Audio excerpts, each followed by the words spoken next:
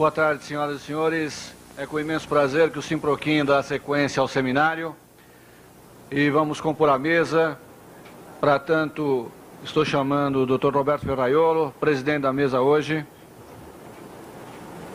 Por favor, Dr. Albert Ham, diretor da Ecoplan Consultoria. Senhor Remígio Todeschini, presidente do Sindicato dos Trabalhadores da Indústria Química do ABC. Dr. Nelson Pereira dos Reis, vice-presidente do Simproquim, coordenador da Comissão Executiva do Programa ABIQUIM, de atuação responsável.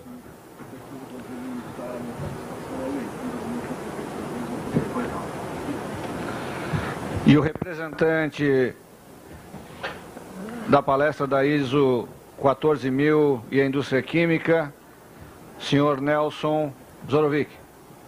Muito obrigado. Com a palavra o presidente.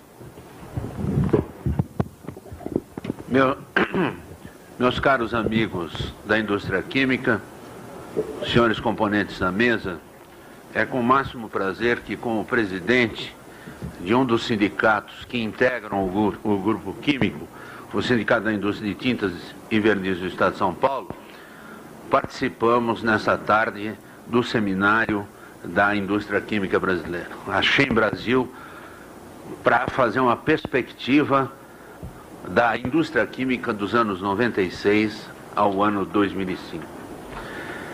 Eu, evidentemente, não preciso dizer da oportunidade desse evento, representatividade pelas empresas que estão participando, pelas entidades de classe que copatrocinam o evento.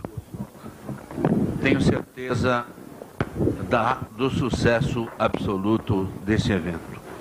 Sem mais delongas, porque nós já estamos um pouco atrasados no nosso cronograma, eu vou passar a palavra ao senhor, que é o nosso prezado presidente do Sindicato dos Trabalhadores da Indústria Química do ABCD, o Remígio Todeschini. Ele vai falar sobre formação e qualificação dos trabalhadores do setor químico. Com a palavra, por favor. Boa tarde aqui a todos os participantes. Acho que é importante a gente aqui estar trocando figurinhas, né, entre o setor empresarial e os trabalhadores, né, num momento extremamente difícil porque passa o país, né?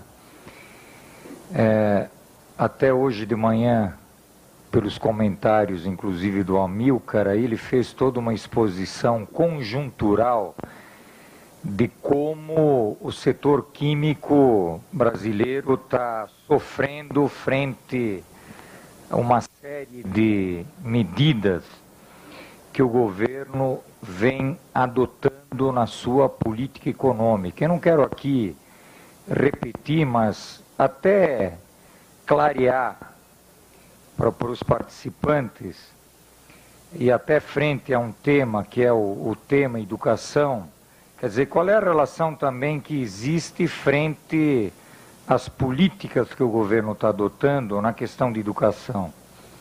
Então hoje se falam tanto em reformas, e algumas nós acreditamos até desnecessárias, é um marketing, mas aquilo que é essencial, por exemplo, como uma reforma educacional, ou uma reforma tributária, ou discutir seriamente uma política industrial para o país, isso não se fala.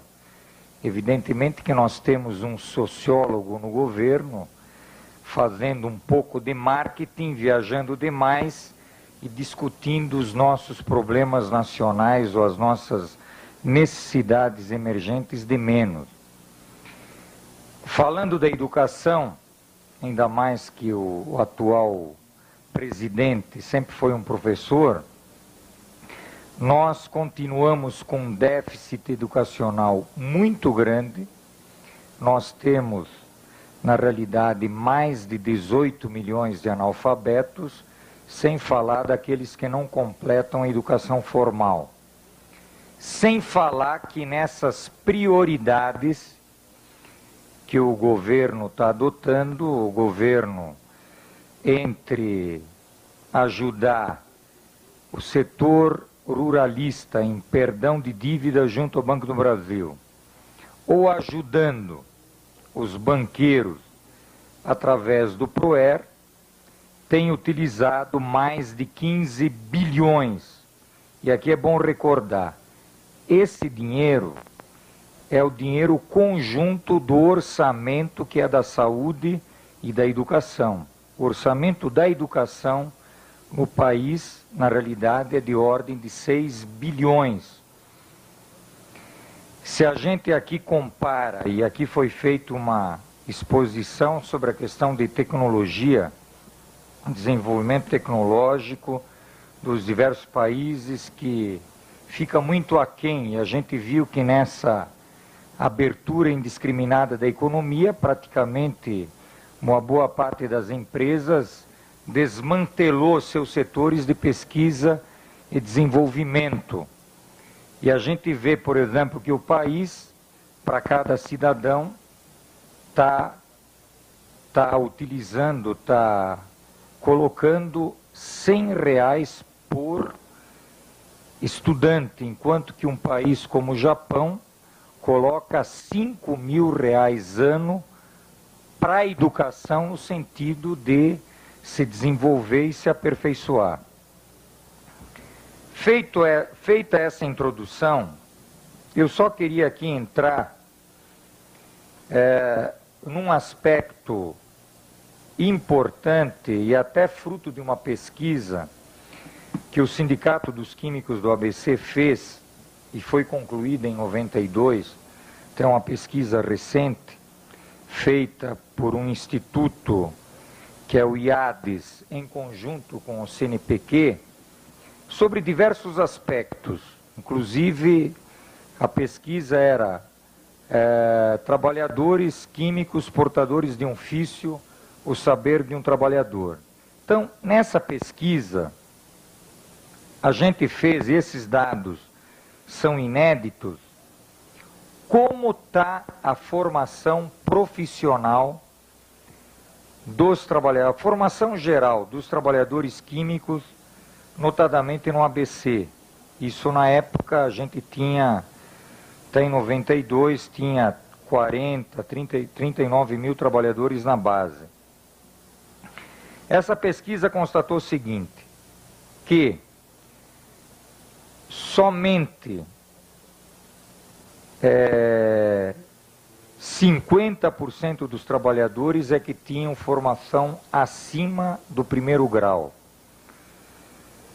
Não completaram o 1º grau 48,5% dos trabalhadores. Isso no setor químico, no ABC, que normalmente o ABC é considerado o setor ao menos mais qualificado. Então, 48,5% dos trabalhadores não tinham completado o 1º grau. Nessa pesquisa, só para poder dar uns dados aqui rapidinho, primário incompleto, 10% dos trabalhadores, isso geral.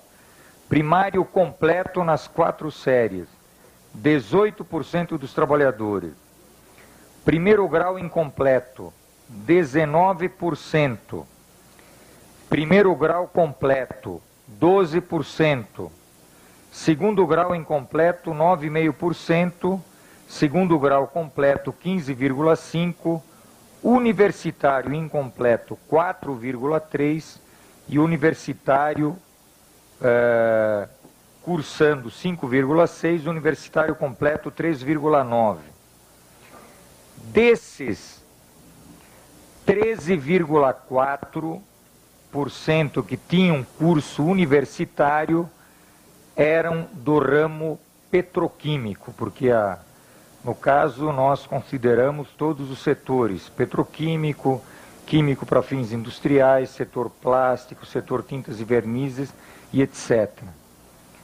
Quanto à formação técnico-profissionalizante, nós tínhamos, até 92, acho que esse dado evidentemente não mudou muito em 4 anos, Do setor de produtos químicos para fins industriais, 52,8% dos trabalhadores tinham cursado o curso técnico profissionalizante.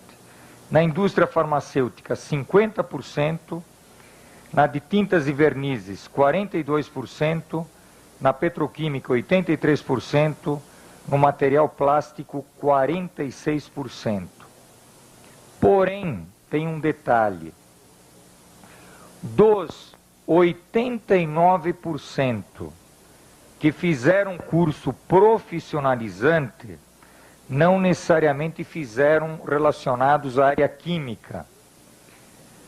E não relacionados à área química, dos quais 37% não utilizavam os conhecimentos técnicos que adquiriram na escola. E aí tinha uma outra pergunta colocada: se os trabalhadores tinham recebido treinamento específico para a função que exerciam na fábrica atualmente. 53,3% responderam não. 46,7% responderam sim, que tinham recebido treinamento de curta duração. O setor que mais treinou foi o petroquímico, com 67,2%, e o que menos treinou foi o setor de perfumaria. E aí um outro dado importante dessa pesquisa, de como o trabalhador ele adquire a sua experiência profissional. Geral, isso é um dado global.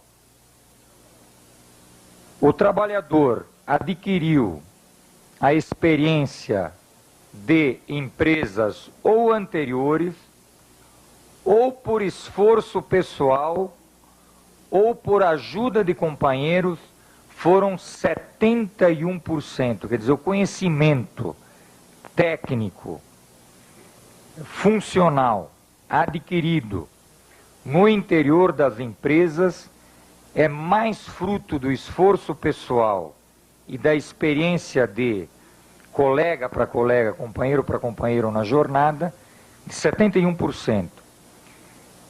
A orientação dos superiores, engenheiros, cursos técnicos promovidos pelas empresas ou estágios contribuiu para 29% para melhorar a qualificação profissional.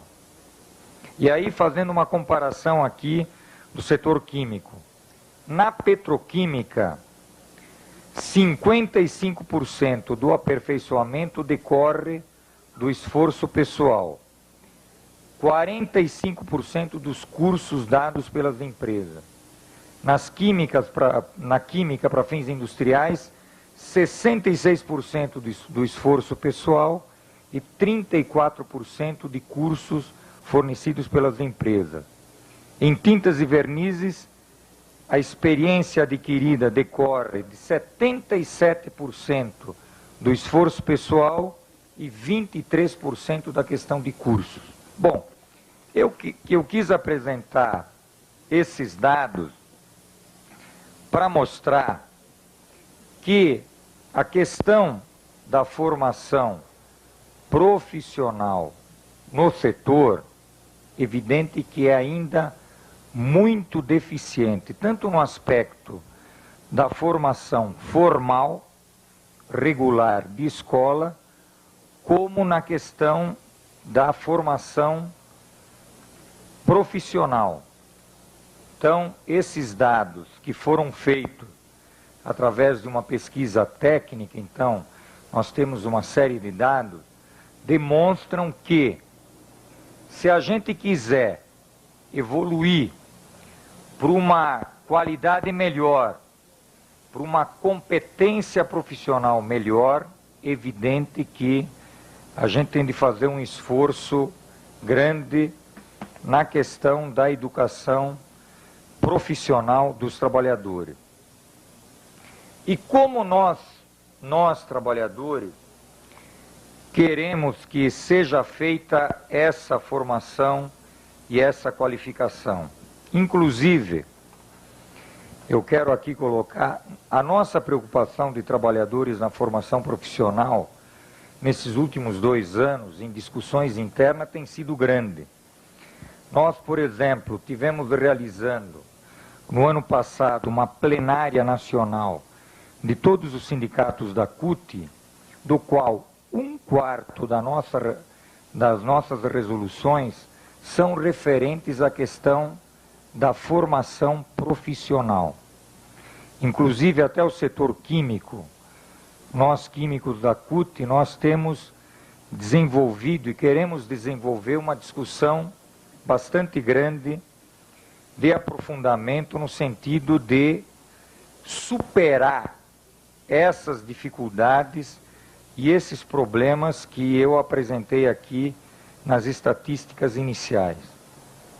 Para nós, a formação técnica, ela deve ser, de forma científica, evidentemente, mais competente, onde se revejam todos os conteúdos dos cursos hoje existentes e, evidente, formando os trabalhadores, os estudantes, com elementos de democracia e cidadania.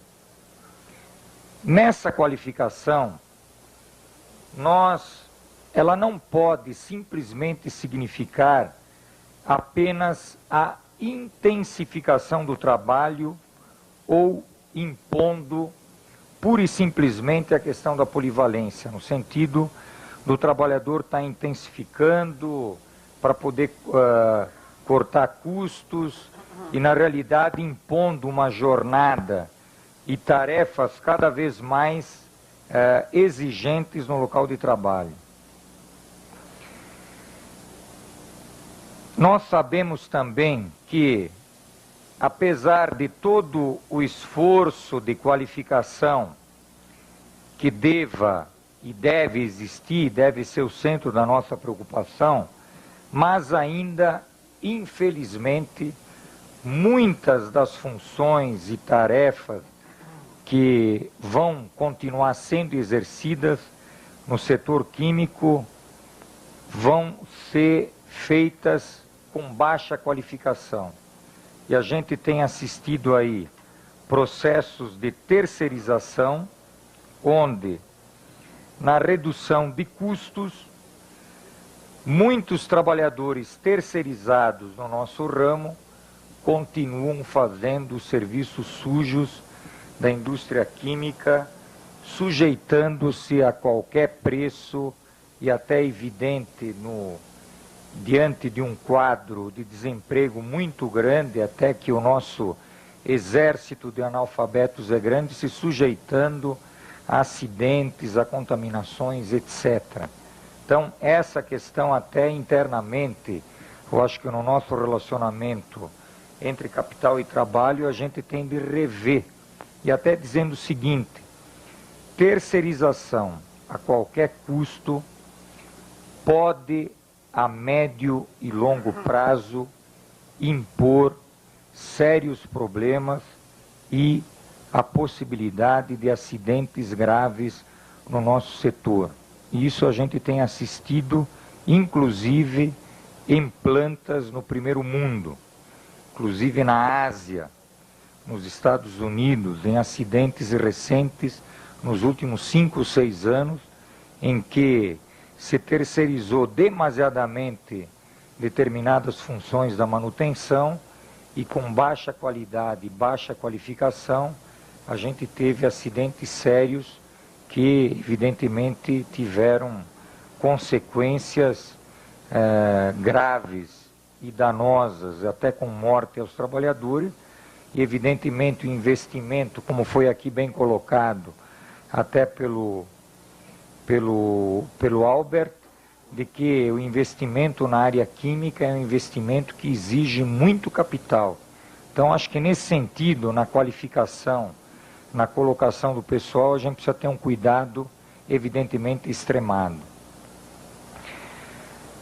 Nós precisamos, até em termos globais, eu acho que não é só do setor químico, mas eu acho que é uma discussão que envolve a representação tanto empresarial como dos trabalhadores, de a gente rever todo o estudo regular e profissional desse país.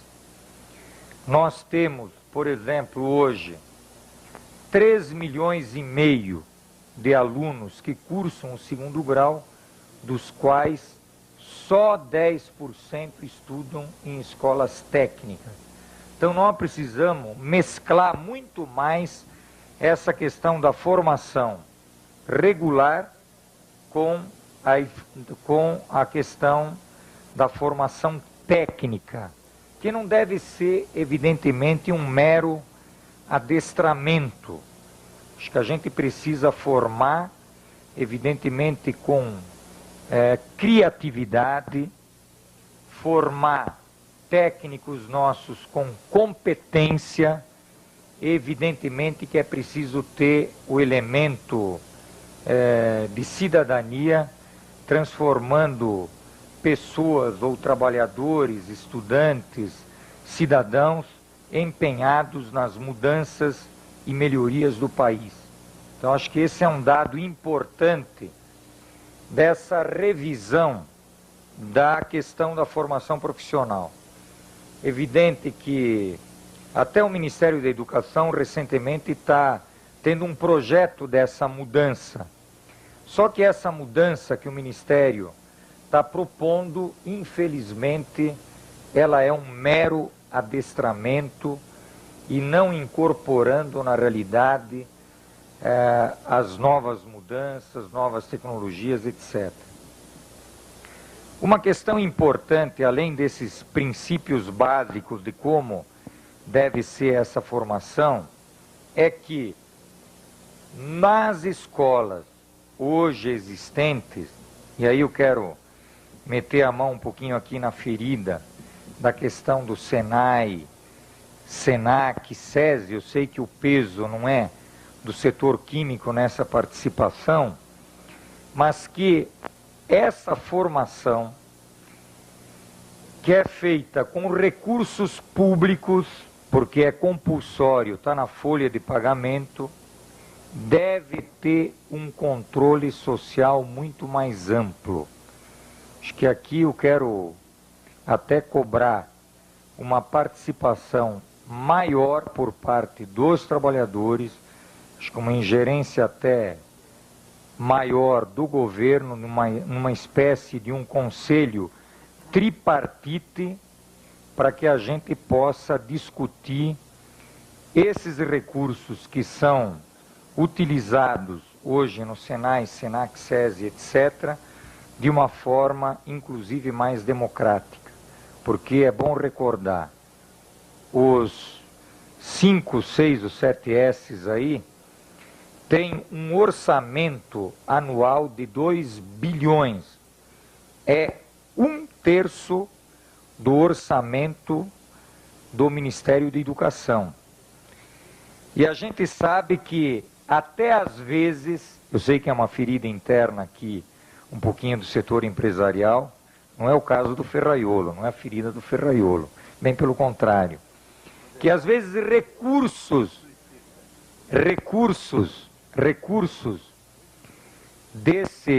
esses recursos do Senai e do Senac, às vezes são até utilizados para sustentar algumas entidades sindicais patronais. Então, por isso que a gente precisa ter um controle social maior, para que nós todos possamos utilizar melhor esses recursos em função de uma qualificação em todos os setores industriais, inclusive no nosso setor aqui do ramo químico. Acho que isso é importante, quer dizer, até frente à deficiência de qualificação. Eu até queria colocar aqui uma questão positiva que nós já começamos a desenvolver, até com uma empresa do setor. químico.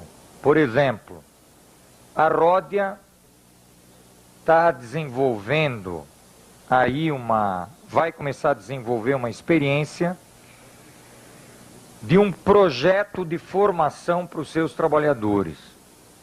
Inclusive, nós, sindicatos, estamos sendo convidados a participar do Conselho Consultivo desse projeto de formação e qualificação profissional, para que a gente possa discutir programas, conteúdos, necessidades de formação que os trabalhadores têm. Eu acho que isso é um fato positivo, que a gente, evidentemente, tem muitos pontos de convergência entre capital e trabalho para poder trabalhar de uma forma cooperativa e de uma forma de parceria, na medida em que empresas ou grupo de empresas entendam e compreendam essa participação importante da questão dos sindicatos nesse processo. Ontem, inclusive,